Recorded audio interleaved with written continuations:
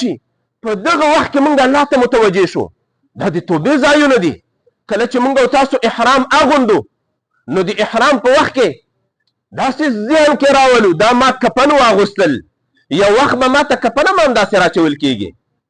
ښه که زه دا نن ځان فرض کړم چې زه مړ یم او په قبر کې پروت یم دې وخت کې به زه څه ارمان کوم تاسو د هر ورور د هر ملګری داسې د ځان سره سوچ وکوئ چې ګواکې دی په قبر کې موجود دی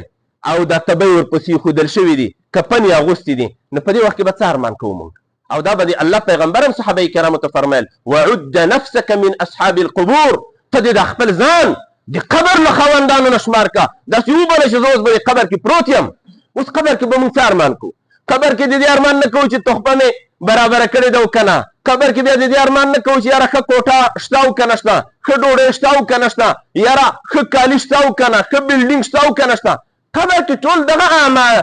ارمان موږ ته راځي کاش کوي موږ په دنیا کې اعمال صالحه کړی وای داسې اجر تر سره کړی چې الله له موږ نه راضي وای نو کوشش دا وکړو د احرامونه چې کله موږ تړو په داسې یو نیت باندې وتړو او ګناهونه شاته پرېږدو لکه څنګه چې ظاهري غسل تر سره کړه همداسې الله ته توبه وباسو چې زموږ دغه تېر ګناهونه ټول موږ ته معاف کړي او وعده وکړو د الله سره چې الله زموږ دغه ګناهونه راته معاف کړي هغه یو قسم تدبیر و په دې خلکو باندې تقسیمول په دې باندې لیکلي الحج غیرني حج زه بدل کړم زموږ حج به هغه حج چې ما او تا کې تبدیلي راولي که ما او تا په دې وطن کې شور و شغب کو جنګونه هم ترسره کول خیانتونه هم ترسره کول پردي حقونه هم خوړل او اوس په دې حج کې هم همدغه حال وي او له حج نه چې واپس شو هم همدغه حال دی هېڅ کوم تغییر په موږ کې ښکاره نه شي نو داسې معلومیږي چې لکه چې دا حج هم د الله عز وجل په نظ باندې قبول نه وي ممکن باید حج انقلاب راولي دا انقلابي ځمکه ده په دې ځمکه داسې کلام را نازل شو چې ټوله دنیا ته انقلاب راوست دا نن چې ما او تا مسلمانان یو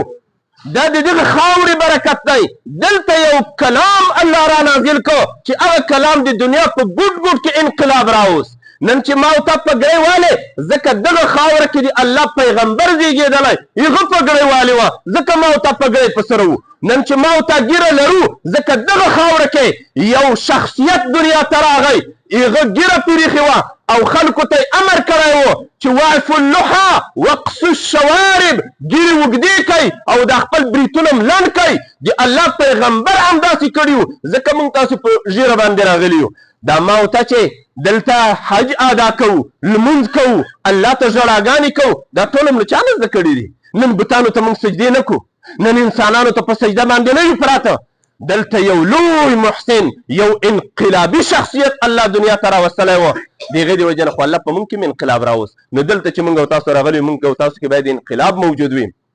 الله ته توجه هم ډېره زیاته موجوده وي همدا ډول که عرفات ته موږ ځو که مینا ته موږ ځو د هر ځای نه بېل بېل پند او نصیحت موږ او تاسو واخلو او الله عز وجل ته ژړاګانې وکوو